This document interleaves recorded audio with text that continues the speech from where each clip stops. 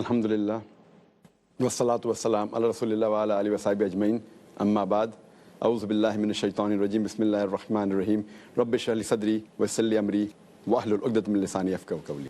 এখানে যদি পার্থক্যের কথা বলতে হয়, কোনো টিভি টক আর টিভি ইন্টারভিউ, প্যানেল ডিসকাশন আর টিভি টকশোর মধ্যে টিভি টকে ধারাবাহিকভাবে কথা বলে যান একজন বক্তা অথবা একজন বিশেষজ্ঞ বা একজন সেলিব্রিটি।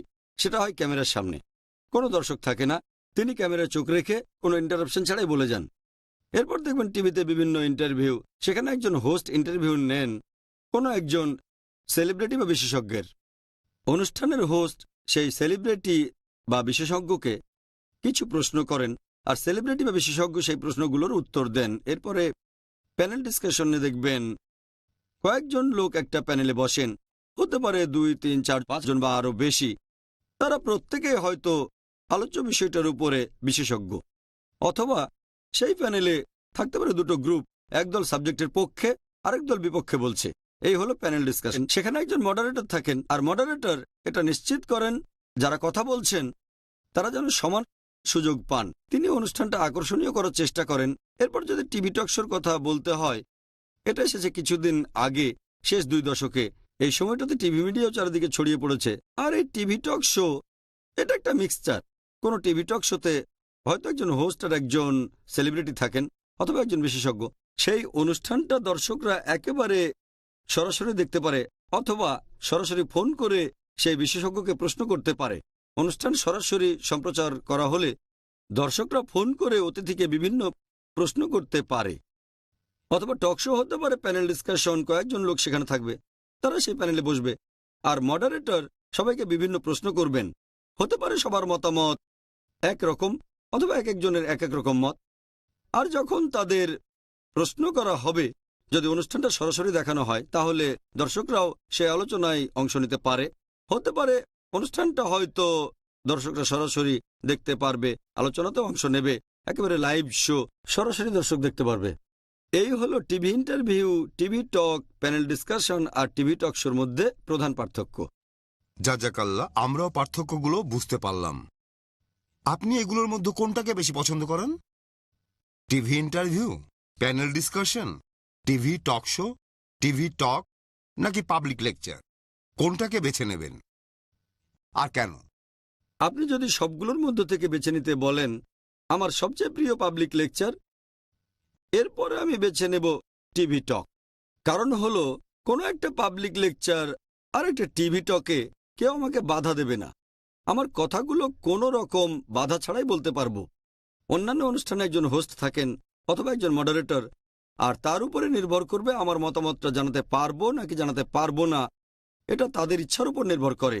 তবে অন্যান্যগুলোর বদলে আমি পাবলিক লেকচার আর টিভি টক শোকেই বেশি পছন্দ করি। যদি আপনাকে বলা হয় যে কোনো একটা বেছে নেন, পাবলিক লেকচার অথবা টিভি টক, আপনি কোনটা বেছে নেবেন আর কেন? পাবলিক লেকচার আর টিভি টকের মধ্যে স্বাভাবিকভাবেই পাবলিক লেকচারটাকে আমি বেছে নেব, কারণ পাবলিক লেকচারের সামনে কিছু দর্শক থাকে, তাই বক্তার কথার প্রভাব আরও বেশি পড়বে। ক্যামেরার সামনে কথা বলা অনেকটা দেয়ালের সামনে কথা বলার মতো, তাই আমি লোকজনের সামনে লেকচার দিতে বেশি পছন্দ করি। পাবলিক লেকচার সময়টা বিভিন্ন রকম হতে পারে, আধ ঘন্টা, 1 ঘন্টা বা 1.5 ঘন্টা, এটাই বেশি ভালো। কারণ পাবলিক লেকচারে দাঁড়িয়ে কথা বলি আমি। টিভি টকে বসে কথা বলবেন, অবশ্য টিভি টকেও দাঁড়িয়ে কথা বলতে পারেন। আর পাবলিক লেকচার এটা আরও বেশি ইন্টারেস্টিং, কারণ দর্শকের রিয়াকশনটা আপনি দেখতে পাচ্ছেন। যখন আপনি দর্শকের রিয়াকশনটা দেখতে পাবেন, তখন আপনার প্রেজেন্টেশনটাও যথেষ্ট ভালো হয়ে যাবে।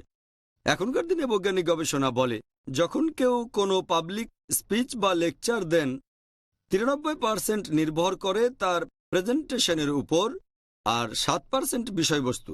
পাবলিক লেকচারে 7% নাম্বার পাচ্ছে বক্তা যে টপিক নিয়ে কথা বলছেন তার বিষয়বস্তু, 93% প্রেজেন্টেশন স্কিল। আর এটার মধ্যে থাকে বডি ল্যাঙ্গুয়েজ, আরও থাকে মডুলেশন, অঙ্গভঙ্গি, চোখের দিকে তাকানো। কারণ যখন কেউ কথা বলেন তার চোখও কথা বলে, হাতও কথা বলে। তাই আমি বেছে নেব পাবলিক লেকচারটাকেই। সেখানে আরও ভালোভাবে কথা বলা যায়, পাবলিক রিয়াকশনটাও দেখা যায়। আর টিভি টকে কথা বলতে হয় একেবারে ক্যামেরার সামনে। ডক্টর জাকির, আপনি পৃথিবীর বিভিন্ন দেশে 1000-এরও বেশি পাবলিক লেকচার দিয়েছেন। টিভি টক কতগুলো করেছেন? আমি এ পর্যন্ত পাবলিক লেকচারই সবচেয়ে বেশি দিয়েছি। যদি টিভি টকের কথা বলেন, হয়তো কয়েকশো করেছি, সংখ্যাটা বলতে পারবো না। কয়েকশো হতে পারে, হয়তো 300-400 টিভি টক এ পর্যন্ত করেছি আলহামদুলিল্লাহ। তার মানে কি এই, আপনি শুধু পাবলিক লেকচার আর টিভি টক করেন যাতে কেউ প্রশ্ন না করে? যদি প্রশ্নের কথা বলেন, আমার লেকচারের পরে একটা প্রশ্নোত্তর পর্ব থাকে। একজন হোস্ট বা মডারেটরের প্রশ্ন আর দর্শকের প্রশ্ন আলাদা রকম হবে।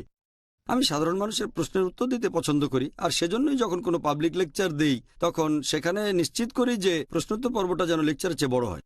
কারণ কোনো পাবলিক লেকচারে আপনি একা কথা বলবেন, এটা হলো ওয়ান ওয়ে ট্রাফিক, আর প্রশ্নোত্তর পর্ব 2 ওয়ে ট্রাফিক। আরও বেশি ইন্টারেস্টিং দর্শকের কাছে, আমার কাছেও। এটা আমার জন্য চ্যালেঞ্জিং, কারণ আমি জানি না এর পরের প্রশ্নটা কি হবে। তাই আমি ইন্টারভিউয়ের চেয়ে প্রশ্নোত্তর বেশি পছন্দ করি। সেজন্য আমরা যখন প্রশ্নোত্তর পর্ব পরিচালনা করি, যখন অনুষ্ঠানটার আয়োজন করি বা অন্য কেউ আয়োজন করলে তাদের বলে থাকি, আমি চাই প্রশ্নগুলো করা হবে একেবারে সরাসরি। আমি চিরকুট পছন্দ করি না, কারণ চিরকুটে প্রশ্ন করা হলে দেখা গেল যে 30, 40 বা 100টা প্রশ্ন আসলো, কোনটার উত্তর দেব আমি সেটা বেছে নিতে হবে। দর্শকরা তখন ভাবতে পারে কিছু প্রশ্নের উত্তর দিয়েছি আর কিছু আমি দেইনি। সেজন্য আমি চাই যে কোনো প্রশ্নোত্তর পর্বে প্রশ্নকারীরা মাইকের পেছনে লাইন দিয়ে দাঁড়াবেন আর সরাসরি প্রশ্ন করবেন। কেউ বলতে পারবে না যে আমি বেছে বেছে উত্তর দিচ্ছি। যিনি মাইকের সামনে আছেন সেই লোকই প্রথম প্রশ্ন করার সুযোগ পাবেন। আর আমি ব্যক্তিগতভাবে চাই যে অমুসলিমরা যেন আমাকে প্রথমে প্রশ্ন করতে পারেন, তারপরে মুসলিমরা, কারণ অমুসলিমদের ইসলাম সম্পর্কে জানার অধিকার বেশি। মুসলিমরা তো ইসলামের ছায়াতে আছে। সেজন্য আমি চাই অমুসলিমরা যেন আমাকে সবার আগেই প্রশ্ন করতে পারেন। আর আমি পাবলিক লেকচারের চেয়ে প্রশ্নোত্তর পর্বকেই